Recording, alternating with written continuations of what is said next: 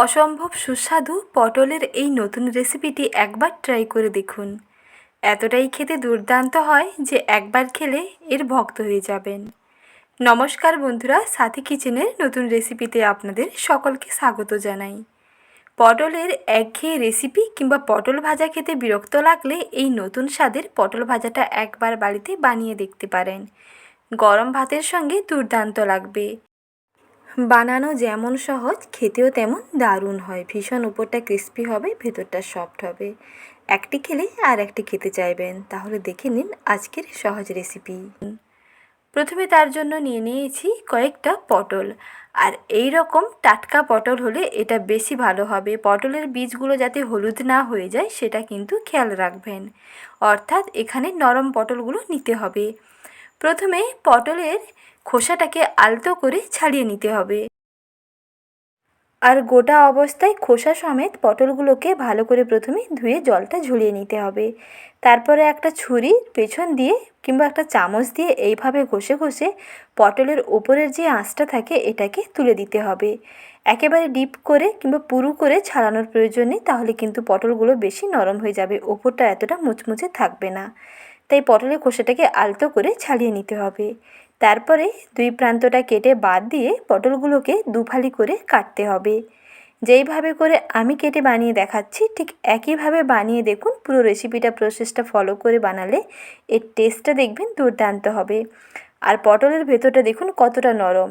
পটলের বীজগুলো একেবারে নরম আছে। এই রকম প্রতিটা পটলগুলোকে নিতে হবে নরম দেখে। পটলগুলো যদি পেকে যায় তাহলে এই পটলের বীজটা হলুদ হয়ে যাবে আর শক্ত হয়ে যাবে, তাতে কিন্তু এই রেসিপিটা খেতে একটুও ভালো লাগবে না। তাই এই রকম সাদা বীজওয়ালা পটলগুলো নেবেন, তাতে খেতে বেশ ভালো লাগবে। এক এক করে সমস্ত পটলগুলো কেটে নিয়েছি। প্রতিটা পটলই দেখুন একেবারে নরম আছে। পটলের একটা খোল রেডি করতে হবে। পটলের পকেট কিংবা পটলের খোলটাকে রেডি করে নেওয়ার জন্য পটলের মধ্যিখান থেকে এই বীজ সমেত শাঁসটাকে বের করে নিতে হবে এবং সঙ্গে একটু চামচ দিয়ে চেঁচে নিচ্ছি। পটলের কিছুটা অংশও নিয়ে নিচ্ছি এবং পটলের খোলটাকে একটু পাতলা করে বানিয়ে নিচ্ছি। একইভাবে সবকটি পটলের ভেতরের বীজগুলোকে বের করে নিয়ে একইভাবে পটলের খোলগুলোকে রেডি করতে হবে, কারণ এর ভেতরেই পুরটাকে ভরে তারপরে ভাজতে হবে। তাই কেমন করে বানাচ্ছি A to Z টিপসহ রেসিপিটি দেখে নিন, আশা করি ভালো লাগবে। আর এইভাবে একবার বানিয়ে দেখুন, কথা দিলাম একবার নয় বারবার খাবেন। পটল ভাজা একঘেয়ে লাগলে এই রেসিপিটি ট্রাই করে দেখতে পারেন, খুব ভালো লাগবে খেতে। এইভাবে খুব সহজে প্রথমে পটলের খোল কিংবা পকেটগুলোকে এক এক করে রেডি করে নিচ্ছি।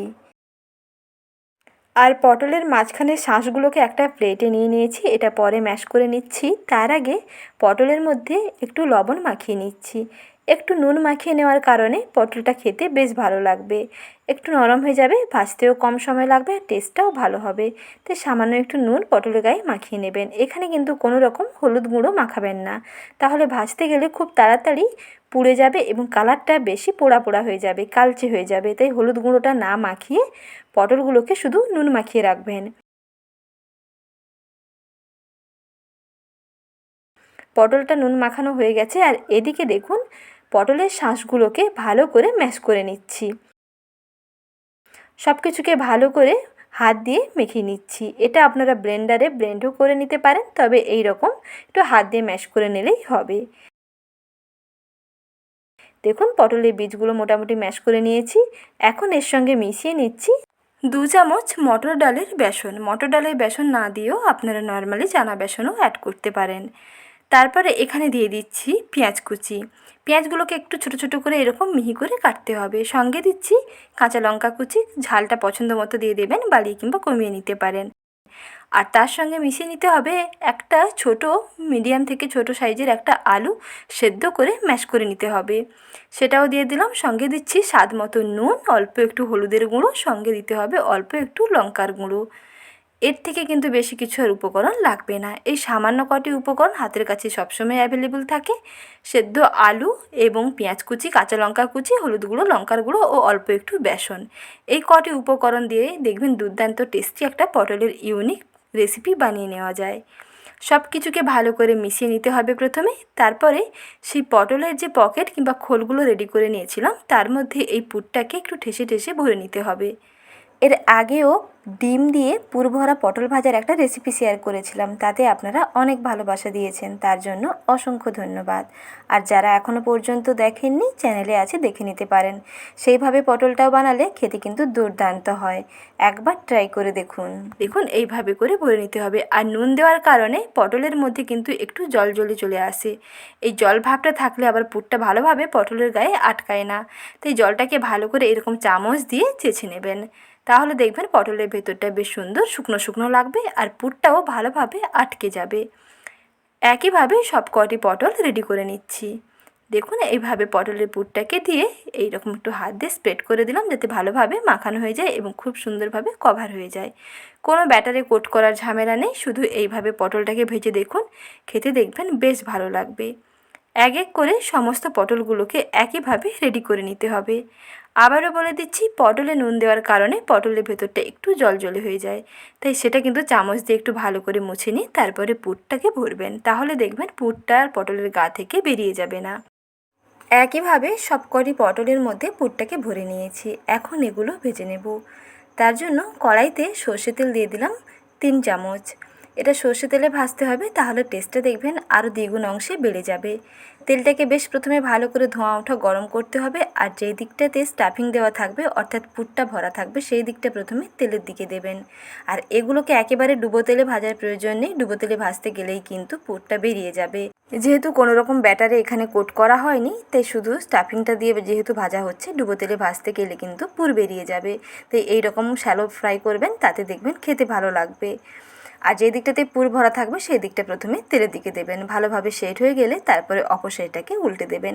একটা ঢাকনা দিয়ে কিছুক্ষণ পর্যন্ত অপেক্ষা করবেন, যখন দেখবেন যে কালারটা বেশ সুন্দর চেঞ্জ হয়ে গেছে আবারও অপর সাইডটাকে উল্টে দেবেন।